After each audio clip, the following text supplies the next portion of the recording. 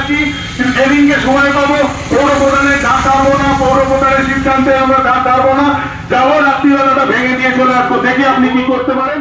আপনার স্ট্যান্ডার্ডে বলতে আমার ঘেন্না লাগে, আমি বক্তব্য দীর্ঘায়িত করবো না, কারণ রাজ্যবর্ষায় দাঁড়িয়ে আছে। এই মুহূর্তে আমরা থানায় এই বিষয়টা নিয়ে কমপ্লেন করতে যাব, তার কারণ নির্বাচনে এখনো 20 দিন বাকি। রানাঘাটে বিজেপির বুথ সভাপতির বাড়ির সামনে বোমাবাজির অভিযোগ। শুক্রবার রাতে রানাঘাট শহরের 8 নম্বর ওয়ার্ডের বিজেপির 238-এর বুথ সভাপতি কল্যাণ কুমার ঘোষের বাড়ির সামনে বোমাবাজি করা হয় বলে অভিযোগ। নদিয়া রানাঘাটে বিজেপি নেতার বাড়ি লক্ষ্য করে বোমাবাজির ঘটনায় ব্যাপক চাঞ্চল্য ছড়িয়েছে। রাতে শহরের ভট্টাচার্য পাড়া নিজের বাড়িতেই স্ত্রীকে নিয়েছিলেন বিজেপির বুথ সভাপতি কল্যাণ কুমার ঘোষ। অভিযোগ, আচমকায় তিনি পরপর 3টি বিস্ফোরণের শব্দ শুনতে পান। এমনকি বোমাবাজির পর 3 জনকে এলাকা ছেড়ে দৌড়ে পালিয়ে যেতেও দেখেন তিনি। বিষয়টি নিয়ে রানাঘাট থানায় অভিযোগ জানানোর পাশাপাশি নির্বাচন কমিশনেও অভিযোগ দায়ের হয়েছে। রাতে শহরের প্রতিবাদ মিছিল বের করে বিজেপি। ঘটনা তদন্ত শুরু করেছে পুলিশ।